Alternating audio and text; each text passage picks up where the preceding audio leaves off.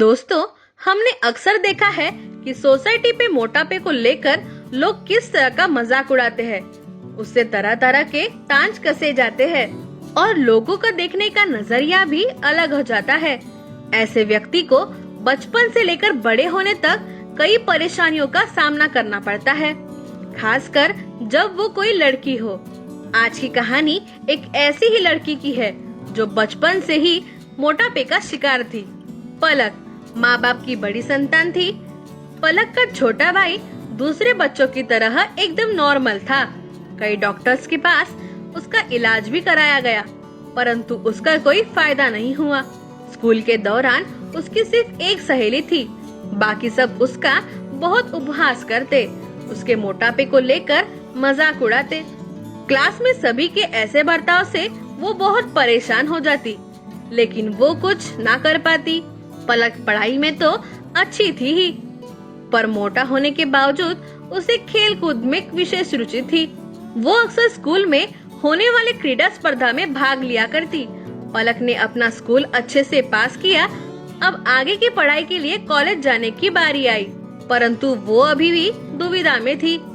उसे बार बार एक ही ख्याल आ रहा था, क्या कॉलेज में भी उसे उन्हीं चीजों का सामना करना पड़ेगा जो उसे स्कूल में करना पड़ा था। लेकिन फिर पलक की इकलौती सहेली उसे समझाती है, देखो पलक, तुम अपने मन से वो पुरानी स्कूल की बातें दिमाग से निकाल दो। जरूरी नहीं है कि हर जगह हमें एक जैसे ही लोग मिलेंगे, और हमें जिंदगी में आगे बढ़ना है तो हमें हिम्मत रखनी होगी ना। अपनी सहेली के समझाने पर पलक में आत्मविश्वास आ जाता है। वो कॉलेज जाने के लिए तैयार हो जाती है। पहले दिन वो कॉलेज पहुंचती है, तब वहाँ के स्टूडेंट उसे अजीब तरह से देखने लगते हैं। अपने क्लासरूम में जैसे ही वो प्रवेश करती है, तभी उसकी टक्कर एक लड़के से हो जाती है जो दिखने में बहुत हैंडसम होता है। पलक के भारी वजन के कारण वो नीचे गिर जाती है और सब जोर जोर से हंसने लगते हैं। क्लास के कुछ शरारती लड़के पलक से कहते हैं, अरे मैडम, जरा देखकर चला कीजिए, कहीं किसी दिन आपकी चपेट में कोई आ गया तो बच नहीं पाएगा। तभी वो लड़का खुद को संभालते हुए उठकर खड़ा हो गया और सबसे कहने लगा, चुप हो जाओ सब लोग, इसमें मेरी ही गलती है, मैं ही इन्हें देख नहीं पाया। हाय, मेरा नाम आकाश है, और आपका? पलक एकदम अचंभित रह गई। पहली बार कोई उसके साथ इस तरह से पेश आ रहा था और मन ही मन उसे इस बात की खुशी हो रही थी। पलक ने अपना नाम बताया और अपनी जगह जाकर बैठ गई, परंतु उसके पास कोई भी नहीं बैठा था। सबने उससे दूरी बनाई रखी थी। तभी आकाश पलक के पास जाकर बैठ गया और उससे बोला, पलक देखो, तुम निराश मत हो, अभी ये सब तुम्हें जानते नहीं हैं। जब जानने लगेंगे तो इनका नजरिया तुम्हारे बारे में बदल जाएगा और सबसे तुम्हारी दोस्ती भी हो जाएगी। कोई बात नहीं, मैं बचपन से ही ये सब बातें झेलती आई हूँ, अब तो आदत सी हो चुकी है। ऐसे ही कुछ दिन गुजरते हैं। अब आकाश और पलक में काफी अच्छी दोस्ती हो जाती है। पलक को आकाश की कंपनी बहुत अच्छी लगती है और वो उसे पसंद भी करने लगती है। पलक उसे अपने दिल की बात बताना चाहती है, लेकिन हमेशा उसके मन में ये ख्याल आ जाता है कि आकाश जैसा गुड लुकिंग लड़का क्या मुझ जैसी लड़की को पसंद करेगा, और वो उसे कुछ ना बोल पाती। थोड़े ही दिन बाद वैलेंटाइंस डे आता है। पलक आकाश के लिए एक सुंदर सा येलो कलर का फूल लेकर आती है। उसकी नजरें हर तरफ आकाश को ढूंढ रही थी, पर आकाश कहीं दिखाई नहीं देता और वो क्लासरूम में अपनी जगह जाकर बैठ जाती है। कुछ देर बाद आकाश क्लासरूम में आता है। अपने हाथ में पीछे कुछ छुपाए पलक के पास आकर कुछ कहता है, पलक, पता नहीं तुम क्या सोचोगी, पर अब मुझसे रहा भी नहीं जा रहा। आज के इस खास दिन पर मैं तुम्हें एक बात कहना चाहता हूँ जो मैं तुम्हें कभी कह नहीं पाया। पलक, ये रेड रोज तुम्हारे लिए, आई लव यू। पलक ये सुनकर एकदम स्तब्ध हो जाती है। उसे यकीन ही नहीं होता ये सब हकीकत में हो रहा है। जो बात वो आकाश से कह नहीं पा रही थी, वो आकाश ने खुद ही कह दी। ये सब उसे किसी सपने के जैसे लग रहा था। पलक ने आकाश का रेड रोज कबूल किया और उसे कहने लगी, आकाश, मैं भी तुमसे बहुत प्रेम करती हूँ, लेकिन कभी कह नहीं पाई। I love you too. Palak ने जैसे ही अपनी बात पूरी की, पूरे क्लास में तालियों की बरसात होने लगी और तभी उन शरारती लड़कों में से एक लड़का आकाश के पास आकर बोला, वाह भाई आकाश, मान गए तुमको। ऐसा कमाल तो तुम ही कर सकते हो। किसी लड़की को अपना दीवाना बनाना तो कोई तुमसे सीखे। चलो लाओ मेरे 5,000। आज फिर तुम लोग मुझसे शर्त हार गए। शर्त? कैसी शर्त? आकाश, मुझे कुछ समझ नहीं आया। देखो पलक, इतना सीरियस मत हो जाओ। ये सब एक मजाक था। मैंने इन लोगों से शर्त लगाई थी कि तुम एक दिन मेरे प्यार में पड़ोगी और मैं शर्त जीत गया। ये सब सुनकर जैसे पलक के पैरों तले जमीन खिसक गई। उसे यकीन ही नहीं हो रहा था कि आकाश उसके साथ ऐसा कर सकता है। उसका दिल टूट गया। इस घटना से वो बहुत आहत हो गई। पलक रोते हुए वहाँ से तुरंत निकल गई और अपने घर आ गई। अपने कमरे में जाकर बहुत रोने लगी। उसके मन में बुरे बुरे ख्याल आने लगे, पर एक पल के लिए सोचा कि उसके माता पिता भाई सब उससे बहुत प्यार करते हैं, इसमें उनकी कोई गलती नहीं है। पलक ने अपने मन से बुरे ख्याल निकाल दिए और खुद को संभाल लिया और अगले दिन वो कॉलेज गई। क्लासरूम में जाकर अपनी जगह बैठ गई। पलक को देखकर आकाश ने उसके मोटापे को लेकर कोई भद्दी टिप्पणी की। वो सुनते ही पलक अपने गुस्से पे काबू नहीं कर पाई। वो तुरंत उठी और आकाश के पास गई और उसके गाल पे एक कसकर थप्पड़ मार दिया। वो आवाज इतनी जोरदार थी कि पूरी क्लास सुन्न रह गई और आकाश तो जमीन पर ही गिर पड़ा। आकाश इतना डर गया कि उसकी आवाज नहीं निकल रही थी और बाकी सब स्टूडेंट भी बिल्कुल चुप थे। क्लास में पूरी तरह सन्नाटा छा गया और फिर पलक बोली, क्यों चुपचाप हो गए सब लोग? अब आपको हंसी नहीं आ रही? बचपन से लेकर आज तक मैंने बहुत सहा है। सोचा कॉलेज में आकर कुछ अच्छा होगा, अच्छे दोस्त बनेंगे, लेकिन यहाँ पर भी वही सब। कभी मुझे मोटी, धरती पे बोझ, क्या क्या नहीं कह के नहीं पुकारा तुम लोगों ने। इतने ताने सुन के भी मैंने किसी को उल्टा जवाब नहीं दिया। आखिर मैं भी एक इंसान हूँ, मुझे भी बुरा लगता है। क्या मोटा होना कोई गुनाह है? मेरे साथ सब लोग इस तरह क्यों पेश आते हैं? क्लास में सब अपनी गर्दन झुकाए चुपचाप पलक की बातें सुन रहे थे। सबको अपनी गलती पर पछतावा होता है। सभी स्टूडेंट ने पलक से माफी मांगी और आकाश ने भी। क्लास में जो भी हुआ उसके बाद एक चीज की बड़ी तारीफ हो रही थी, वो थी पलक की थप्पड़ की। जो किसी को पड़ जाए तो उसकी हालत खराब हो जाए। अब पलक का क्लास में अच्छा खासा दबदबा हो गया था और सब उसका रिस्पेक्ट भी करने लगे। आने वाले कुछ दिनों में पलक ने कॉलेज में होने वाली इंटर कॉलेज बॉक्सिंग चैंपियनशिप में भाग लिया और बॉक्सिंग सीखने के लिए जी तोड़ मेहनत की। पलक में एक गजब का आत्मविश्वास आ गया था। टूर्नामेंट में पलक ने बहुत अच्छा प्रदर्शन किया और गोल्ड मेडल हासिल किया और अपने कॉलेज का नाम रोशन किया। ऐसे ही वो आगे बढ़ती गई और एक नेशनल लेवल की खिलाड़ी बनकर उभरी और अपने जीवन में कामयाब हुई। दोस्तों, समाज में कई प्रकार के लोग हमें दिखने को मिलते हैं। कोई मोटा होता है तो कोई पतला, कोई सांवला होता है तो कोई गोरा, किसी का कद ऊंचा होता है तो किसी का छोटा, कोई दिखने में बहुत सुंदर तो कोई बहुत सीधा साधा। परंतु हमें कभी भी किसी के रूप रंग को लेकर उसे नीचा नहीं दिखाना चाहिए, क्योंकि हर इंसान अपने आप में खास होता है और वो भी आखिर इंसान होते हैं। तो दोस्तों, आपको ये कहानी कैसी लगी ये हमें कमेंट बॉक्स में कमेंट करके जरूर बताएं। और हाँ, हमारे चैनल को लाइक, शेयर और सब्सक्राइब करना ना भूले। तो चलिए दोस्तों, अगली बार फिर मिलते हैं एक और नई कहानी के साथ। तब तक के लिए goodbye. Stay home, stay safe.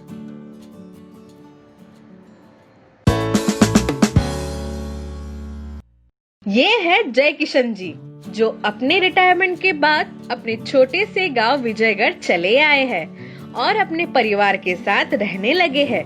जय किशन जी को कलाकृति का बहुत शौक था। वो कोई भी चीज बहुत जल्दी सीख लेते, ये उनका खास हुनर था। उनके पिता बहुत अच्छे मटके बनाया करते थे, जिस पर बहुत सुंदर कलाकृति भी हुआ करती थी। अपने पिता से सीखी हुई कला जय किशन जी आज भी नहीं भूले थे। आज भी वो अपना शौक पूरा करने के लिए कभी कभी सुंदर सुंदर मटके बनाया करते। उनका यह हुनर देखकर उनका बड़ा बेटा रतन उनसे कहता है, पिताजी, आपकी कला तो अद्भुत है। क्यों ना आप एक छोटी सी दुकान खोल लो। आपका शौक भी पूरा हो जाएगा और आपकी आमदनी भी हो जाएगी। हाँ बेटा, तुम बिल्कुल सही कह रहे हो। मैं भी कुछ दिनों से यही सोच रहा था। पर बेटा, मैं अपने मटके बेचूंगा कहाँ? पिताजी, आप रघुनाथ जी से बात क्यों नहीं कर लेते? शायद वो आपकी कुछ मदद कर ले। उनका तो इस गांव में मटकों का बहुत बड़ा व्यापार है और वैसे भी वो तो आपके बचपन के मित्र है। हाँ बेटा, मैं अभी जाकर रघुनाथ से बात करता हूँ। और इस तरह जय किशन रघुनाथ की दुकान पर पहुंच जाते हैं और कहते हैं, अरे रघुनाथ, कैसे हो भाई? अरे आओ आओ जय किशन, मैं ठीक हूँ। तुम बताओ कैसे आना हुआ? दरअसल बात ये है रघुनाथ, मैं सोच रहा था मैं भी मटके की एक दुकान खोल लूं। तुम्हारा व्यापार इस गांव में कई सालों से है। क्या तुम मटके बेचने में मेरी मदद करोगे? क्यों नहीं जय किशन, तुम मेरे बचपन के मित्र हो। मैं अवश्य तुम्हारी मदद करूंगा। मैं शहर के एक व्यापारी से तुम्हें मिलवा दूंगा, जो तुम्हारे सारे मटके अच्छे दामों में खरीद लेगा। मैं भी उसी व्यापारी को अपने मटके बेचता हूँ। ठीक है रघुनाथ, तुम्हारा बहुत बहुत धन्यवाद। ऐसा कहकर जय किशन जी वहाँ से चले जाते हैं और इस तरह जय किशन जी की शुरुआत होती है। जय किशन जी बड़े ही मन लगाकर सुंदर सुंदर मटके बनाया करते और शहर के व्यापारियों को बेचा करते और गांव के लोग भी मटकों पर बनी कलाकृति देखकर मोहित हो जाते और साथ ही साथ गांव में भी धीरे धीरे मटकों की अच्छी खासी बिक्री होने लगती है। और कुछ दिनों बाद जो लोग रघुनाथ से मटके खरीदा करते थे, वो लोग भी अब जय किशन से मटके खरीदना शुरू कर देते हैं, क्योंकि रघुनाथ के मटकों पर कोई कलाकृति नहीं होती। उसके मटके बहुत सादे होते हैं। रघुनाथ का व्यापार दिन ब दिन कम होने लगता है और अब शहर का व्यापारी भी रघुनाथ से मटके खरीदना बंद कर देता है। अब वो सारे मटके जय किशन से ही खरीदने लगता है और ये सब देखकर रघुनाथ के मन में जय किशन के लिए ईर्ष्या पैदा होने लगती है और वो सोचने लगता है कि अगर वो जय किशन की मदद नहीं करता तो शायद आज उसे ये दिन देखने नहीं पड़ते। और एक दिन रघुनाथ शहर के व्यापारी से मिलता है और कहता है, सेठ जी, क्या बात है? आजकल तो आपके दर्शन ही नहीं होते। नहीं रघुनाथ, ऐसी कोई बात नहीं है। मैं तो हर हफ्ते तुम्हारे गाँव आता हूँ। हाँ हाँ सेठ जी, मुझे पता है। अब आप मेरी जगह जय किशन से सारे मटके खरीदते हैं। हाँ रघुनाथ, दरअसल बात यह है कि जय किशन के मटकों पर बनाई गई कलाकृति ग्राहकों को काफ़ी पसंद आती है और बाजार में उसके मटकों की मांग तुम्हारे मटकों से कई ज़्यादा है। मैं तो कहता हूँ तुम भी रघुनाथ से कलाकृति सीख लो और अपने मटकों को भी सुंदर बनाओ, ताकि मैं तुम्हारे मटके भी खरीद सकूं। नहीं सेठ जी, मैं कभी आपसे जय किशन की तरह बेईमानी नहीं करूँगा। मतलब तुम क्या कहना चाहते हो रघुनाथ? मैं कुछ समझा नहीं। सेठ जी, दरअसल बात यह है कि जय किशन अपने मटकों को मजबूत बनाने के लिए मिट्टी में काफ़ी सारे घातक रसायनों का इस्तेमाल करता है और उस मटके में भरा पानी पीने से काफ़ी बीमारियां होती हैं। ये तुम क्या कह रहे हो रघुनाथ? जी हाँ सेठ जी, ये बात मुझे खुद जय किशन ने बताया है और उसने मुझे भी ऐसा करने के लिए कहा था, मगर मैंने उसकी बात नहीं मानी क्योंकि मैं आपके साथ कई सालों से व्यापार कर रहा हूँ। मैं आपसे बेईमानी नहीं करना चाहता था।